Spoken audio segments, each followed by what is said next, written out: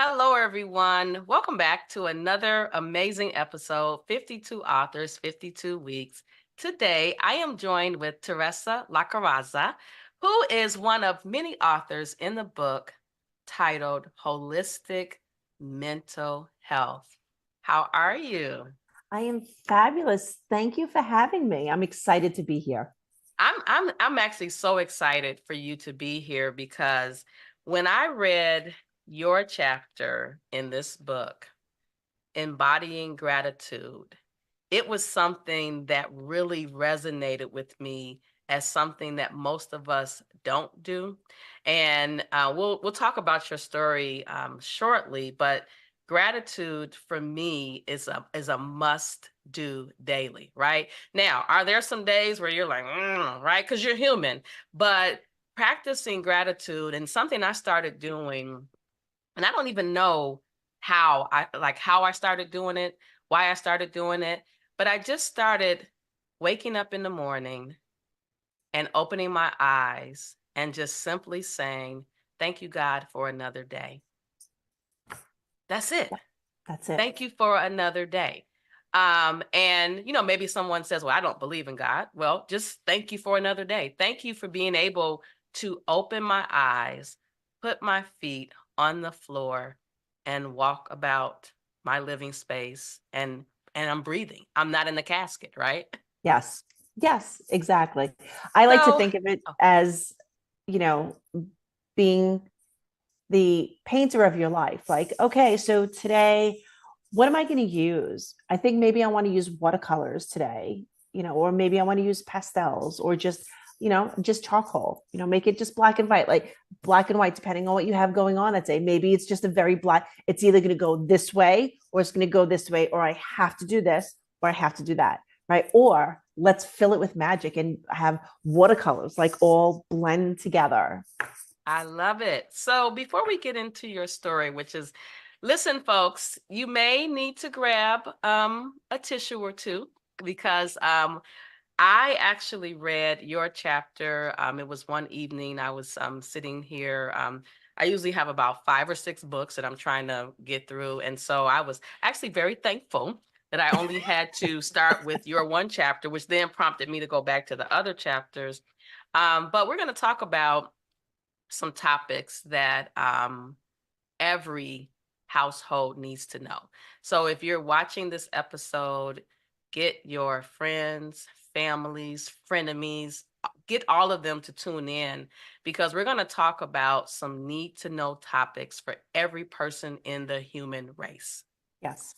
So tell us, before we get into your story, just tell us about a little bit about you. I know you moved from Maryland to New Jersey, and it's so funny because I can hear a little New Jersey accent. So I don't know if that happens if once you move, but tell us a little bit about you personally and what you do for a living before we get into your story. Sure. Well, actually, you probably hear the New York accent. My husband and I met in college in St. John's University. I was born and raised in Queens. My husband was born and raised between Manhattan and Brooklyn. And because of his job, we relocated to Maryland for 7 years. And then from there, we moved back up north, and we're out not too far from New York City. He works in the city, and we are in New Jersey now. So that's why you definitely hear that. And I definitely stuck out like a sore thumb down in Maryland. People are like, you have such an accent. I'm like, I don't have the accent. You have the accent. That's what they say about folks from Chicago. They're like, you have a Chicago accent. I'm like, well, because I travel a lot, I'm just like, this is just the way I talk. Right. It's just my verbiage, right? Right. Right. I feel you. I feel you on that one. So I am a holistic arts practitioner. I study a lot of and I teach a lot of different holistic modalities. I'm an EFT practitioner, which is emotional freedom technique, also called tapping, that a lot of people are starting to learn about. I use things like that and visualization, use learning and how to use positive affirmations, and just learning where your blockages are and learning how to approach them and eliminate them. And I always, always, always start with gratitude. That's gratitude is the first place for any kind of healing that you need. And that's really how that chapter was born. I love it. It's funny that you mentioned that a lot of people don't know about the different therapies. And at 51, I realized there are so many different therapies that I don't know about. Like I read about, and I'm pretty sure it was covered in this book about Reiki therapy, right? So now I'm like, okay, I've spent money on my entrepreneurial efforts, but now I must spend some money. I want to do some wellness retreats where I Mm, can do some meditation and yoga and Reiki therapy, just all the things, because at this point in my life, I am all about that inner peace, yes, because as you age, you're going to be dealing with things like I told you, I'm in this menopausal state, right? And there's some anxiety that comes with yes, menopause. There's the weight gain, there's the emotions, right? And so I am really big on finding my center and staying there.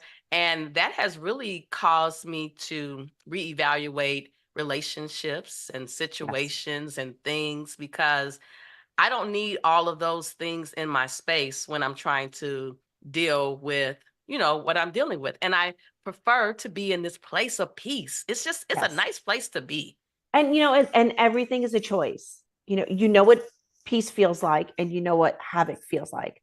So every morning you could choose. Do you choose peace, or do you choose havoc?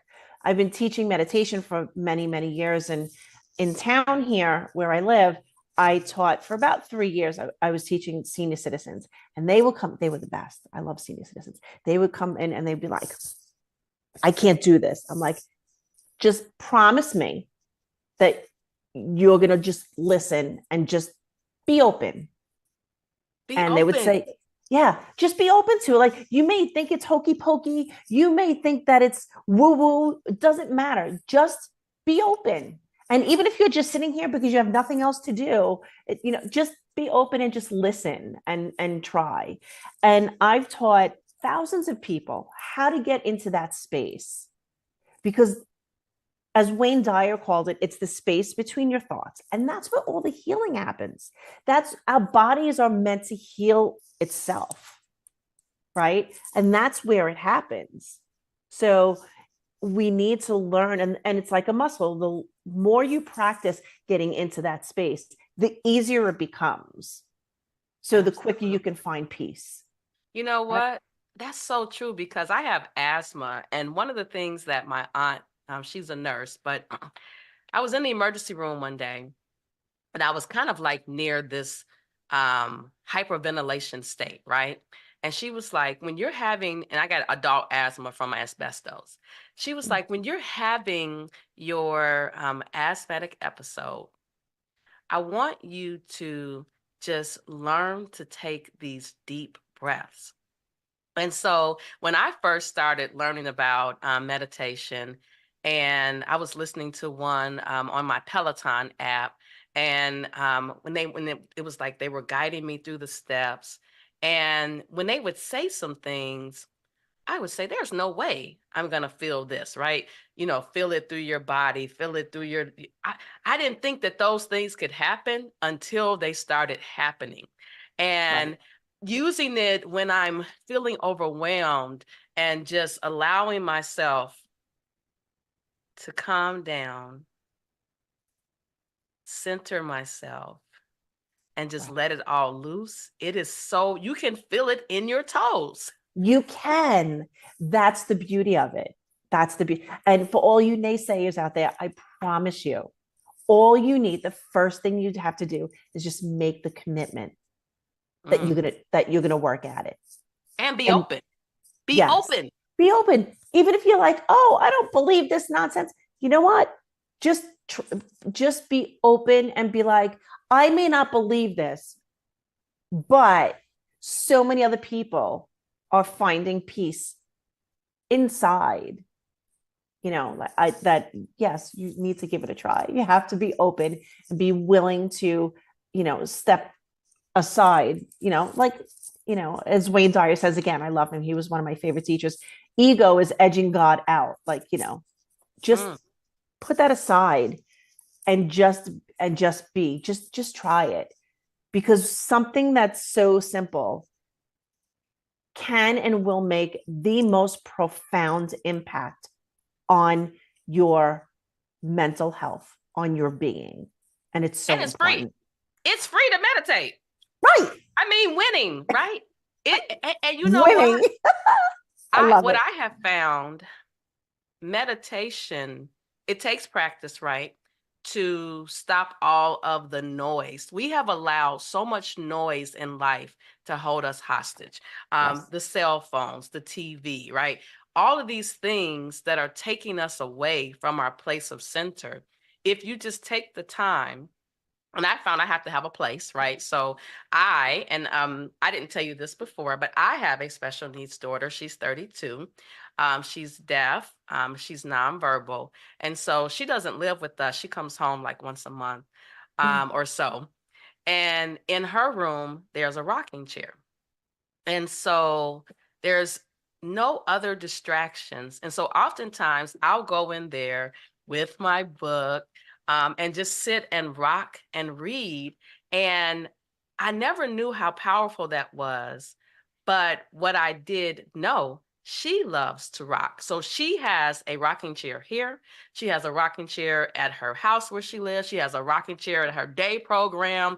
She has always been rocking. And I realized it was so very calming for her. And so now I've adopted that place where I can sit and read my book. There's no TV. There's sometimes I'll plug in a little Alexa thing and let some soft music play. And Right. I'm just able to let all the things just fall off my body and just hit the floor. And I feel so light. Isn't it amazing? It's also what I've been learning over the past year, somatic exercises. So the rocking is like the rocking when you're pregnant, right? The baby feels that, right? When you hold a baby, what do you do to soothe it? You rock it. So it's that motion that takes you out of fight or flight mode. Yes, And that's yes. when you will feel like things will fall away, fall away, You know fall away. what? So something just hit me because I in healthcare, I do some medical record audits. I wonder what impact meditation would have on mental health patients. I can somewhat answer that question for you. There was a study done. I want to say, because I feel like COVID put me at a time warp, maybe about 15 years ago, somewhere around there. Recent enough, but not too far off. And it was done, maybe by Yale or Harvard. And they took 30 people and they did brain scans before and after. And these 30 people had to meditate for 30 minutes a day for 30 consecutive days. And what they found was at the end of the study that the gray matter of their brain grew. Wow. So now there is science backing up, all this metaphysical stuff. There's actually tests that have been done, and that's not the only study. That's the one that I learned about. There are other studies that show that yes, it actually does. And they also have shown that meditation will lower your heart rate, will lower your blood pressure, different things like that. And So we need it that. has, yes, we do. So there is that mind, body, mental, that mind, what am I missing? Mind, body, Mind, and body. soul. Thank you. My goodness. The mind, body, soul connection. It really is. It's becoming more apparent to more people.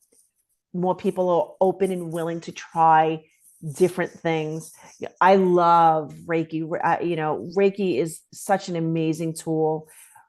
When you go, you can't explain it. It's amazing. So there are so many different things out there. And yes, in that book, every chapter has something to teach. So you get a little bit of this and a little bit of that, and you can find and really look through and feel what resonates with you. Yes, yes. So speaking of body, let's shift gears a little bit, and this is where this is going to get a little heavy.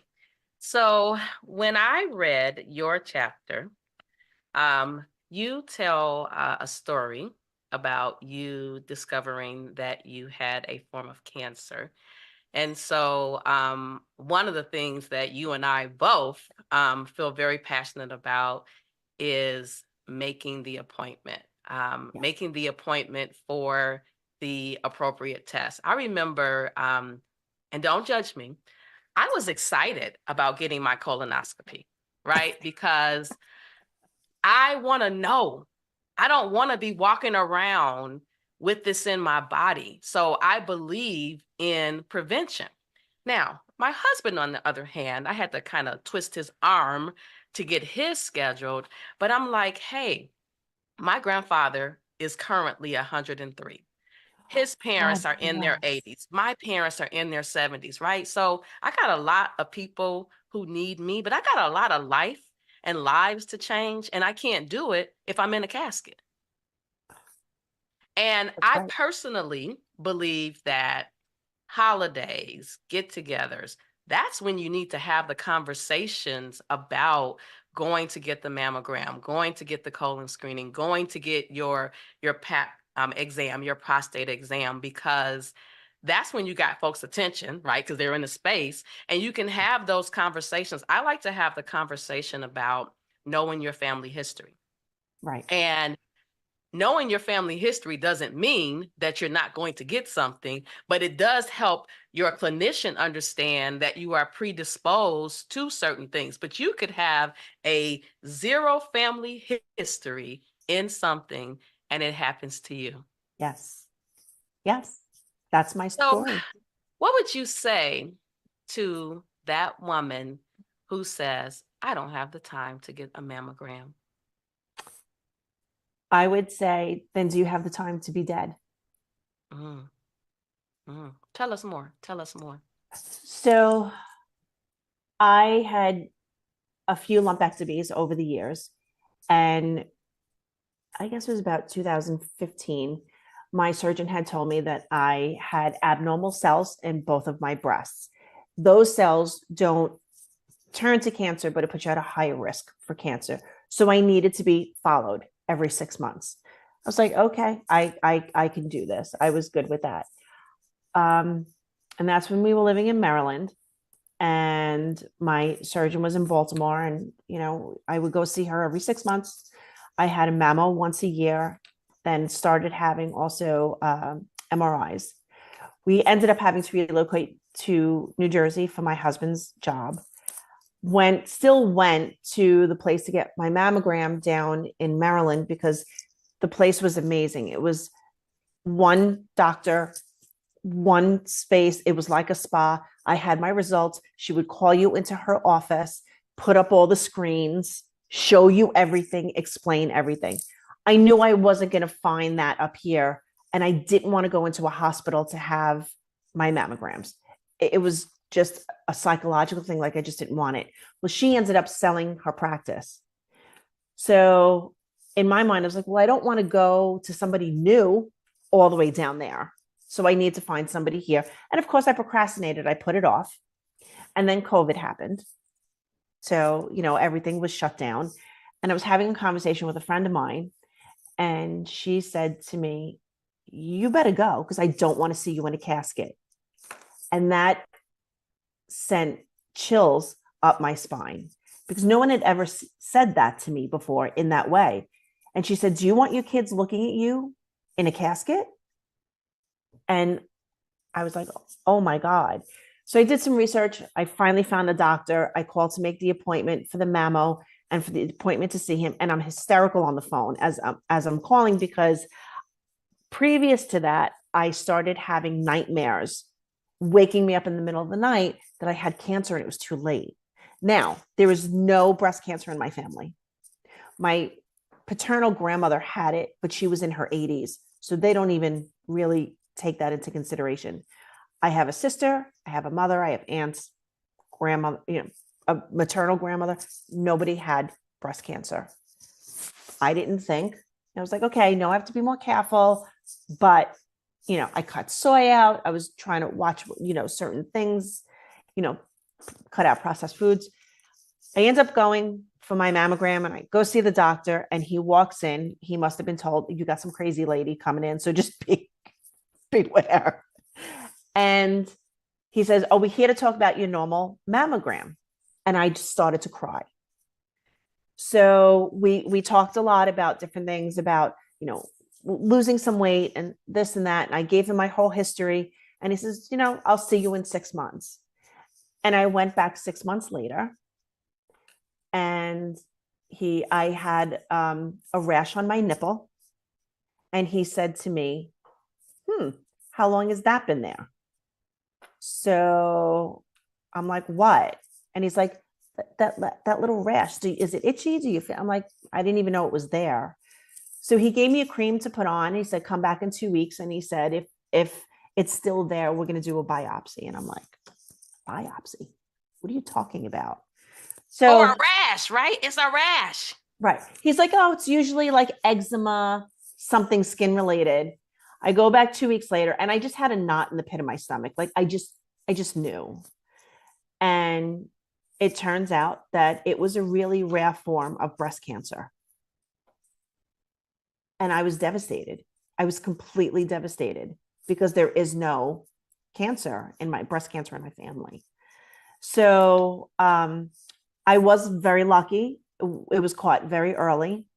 They removed about 25% of my breast, including my nipple and my areola. They took a few milk ducts that were covered in cysts. Thank God there was no other aggressive breast cancer inside my breast. They made sure of that first. So I am cancer-free. Thank you, God. I am cancer-free. But had I not gone and made that appointment, I would not have known, especially because it was a rash. Most women will not equate a rash on the surface with breast cancer. And when I spoke to my GYN, and I've been going to him since I'm 21, he called me and he said, had you come in to see me, I wouldn't have thought anything of it because I would have thought it was something skin related. In all the years he's been in practice, he never had a patient that had Paget's disease. Wow. So I really, and I became very, very open and transparent on my social media, the good, the bad, and the ugly, the days that I cried, the days, my first day of radiation. I didn't need chemo, thank goodness, but I did have to have radiation. My first day of radiation, going there, and the tears and the fear, right? I was like, I got this. Yeah, 100%. I was like, I got this. I processed this. I'm good. I used all of my tools. They call me to walk in the room. I walk in the room and I see this big, huge machine and I get hysterical. I'm like, oh, maybe I don't have this the way I thought. But I made it through. I'm here. And you're here. You made it through because I can see you. Yeah, right. And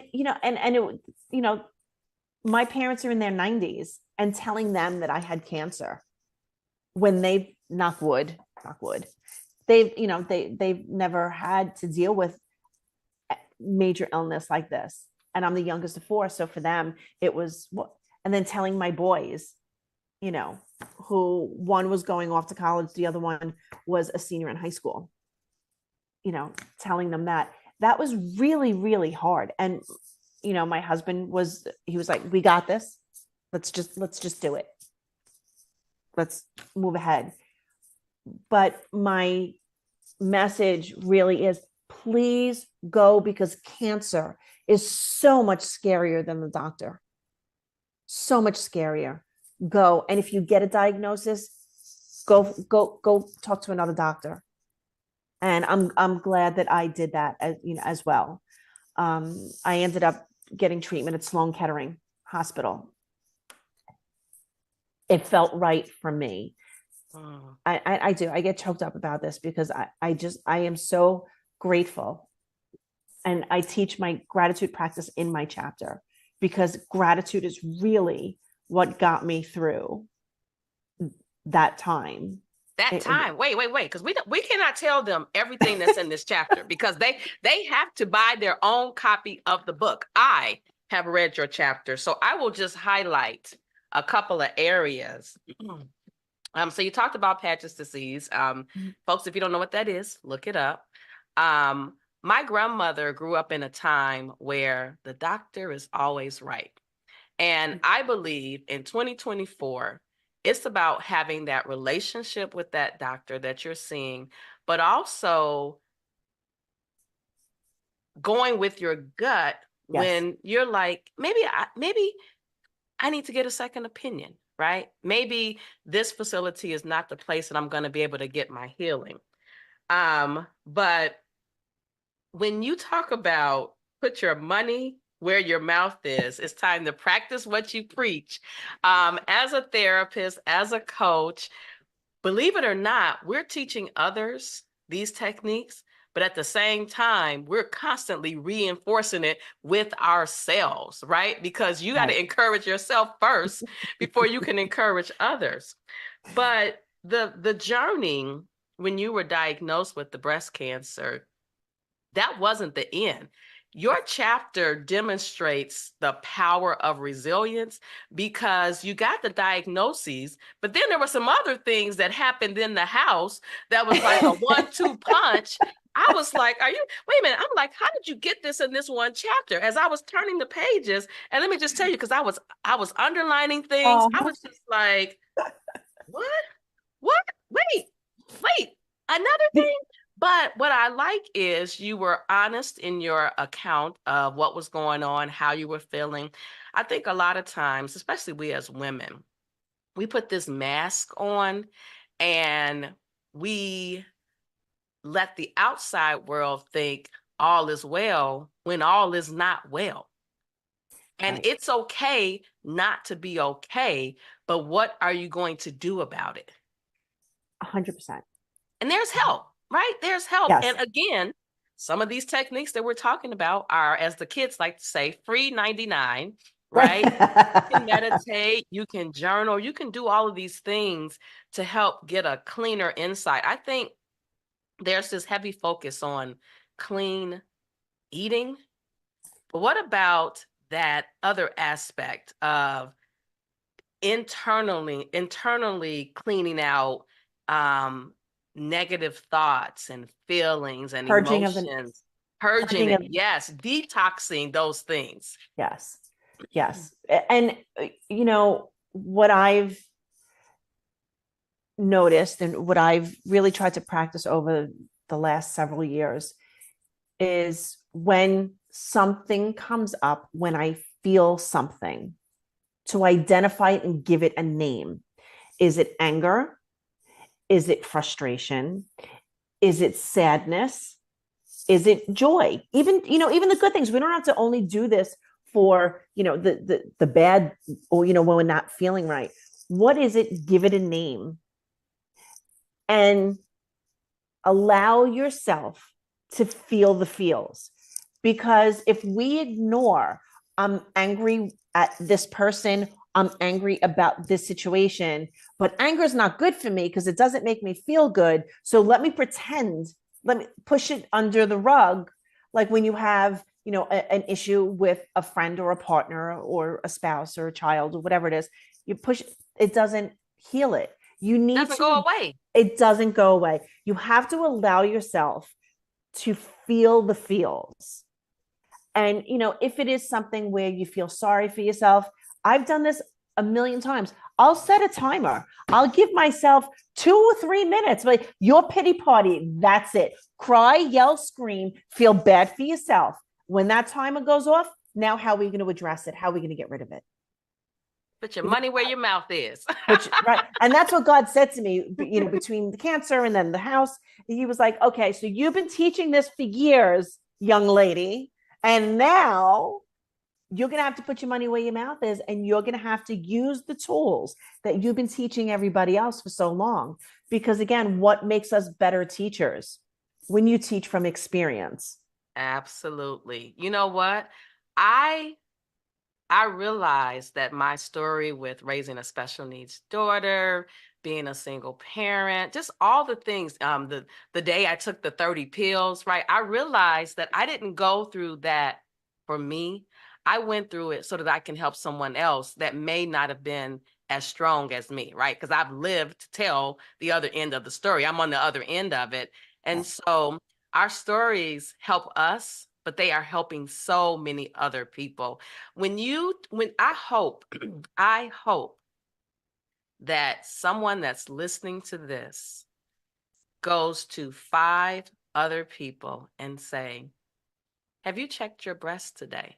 I think we're so infatuated with the look of the breast that we don't take the time. And I'm guilty as well. Like, I get my mammogram every November. I don't go in October. I go in November because I want all the folks that are going to rush in for October, they can go. I'll do November.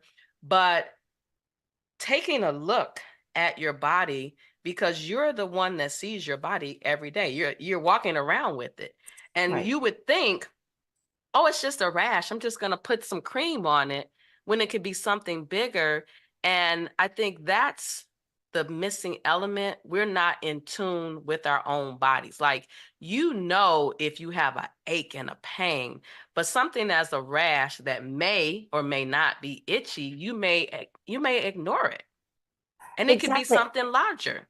And I definitely would have done that because I never would have equated, you know, breast cancer with a rash. And it literally, if you took one of those, those old Bic markers, like if you took a red one and put 3 little dots, how like sometimes on the paper it would bleed a little. That's what it looked like. And a little bit of flaky skin around it. That Wow. was it. So, and I didn't notice it because it wasn't itchy. It didn't bother me. I wasn't even aware of it. And I was like, I don't know. I don't know. I don't know how long it's been there. Now he had checked me 6 months before, so obviously it wasn't there then. But and I remember just being like, cancer? What do you like? Wait. What are you talking about? And it was really, it was just so mind blowing for me that I'm like, look, it's not my family, and I don't have the gene. And the doctors were like, most people don't. I'm like, oh, okay, well, I don't have that. And so it was really, really, um, it was a ride. It was a ride. But I just said this the other day. People think I'm crazy because I say I'm grateful that God gave me cancer because I learned so much, and I'm so much of a different person. And in some ways I'm better. And what do I mean by that? I wasn't a bad person before. What I mean is I'm better because I know who's there for me. I know who's not. I know how to ask for help. I know how to say no.